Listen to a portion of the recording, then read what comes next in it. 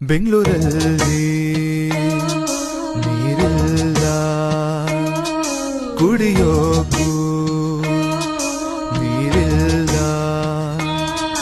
March April ಬಂದಾಗ IPL start ಆದಾಗ ಕಾವೇರಮ್ಮ ಖಾಲಿ. ಬೆಂಗಳೂರಲ್ಲಿ ನೀರಿಲ್ಲ, ಕುಡಿಯೋಕು ನೀರಿಲ್ಲ.